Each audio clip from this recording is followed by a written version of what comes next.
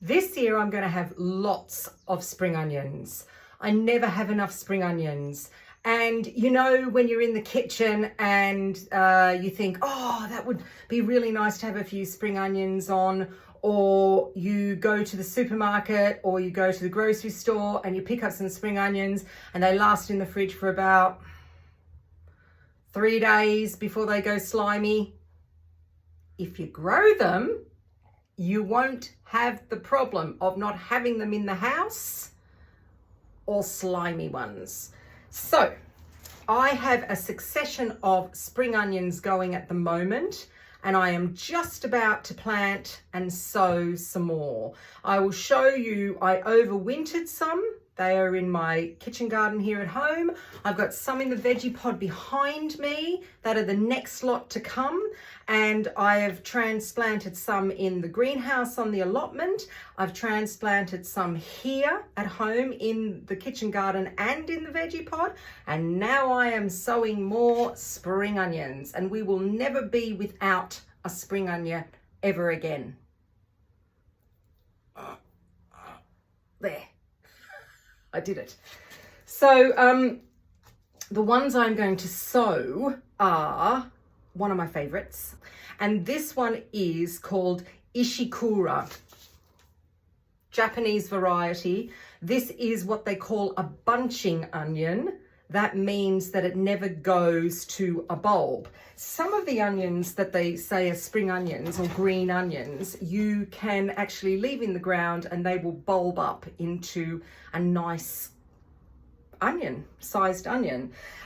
So I always sow them in very small modules, and I'm using the Charles Dowding. There are 30 cells in here, and I'm going to do 30. I normally do,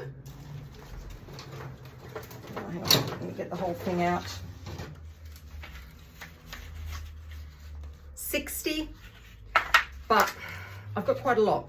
So I'm going to do 30 of the Ishikura, and then I'll probably wish that I did more. Before I sow these, oh, by the way, when I sow them, I multi-sow. So I do about 4 per cell, and they come up very fast. That's it, easy peasy. And then I just transplant them into the garden. And I'm going to show you now my succession of spring onions. So in this bed, these are the ones that I overwintered along with my spinach, which I need to pick. Look how beautiful that spinach is. So they are looking quite nice. You can see just there, I've got some netting on top because everything gets eaten in this garden. I've got a few amongst the spinach as well, and they are the ones that I am picking at the moment. These ones are White Lisbon, great for overwintering.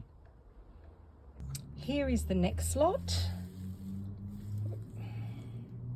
So they're starting to fatten up a little bit. I multi-sowed quite a few of these. I think it was a day where I just couldn't be bothered.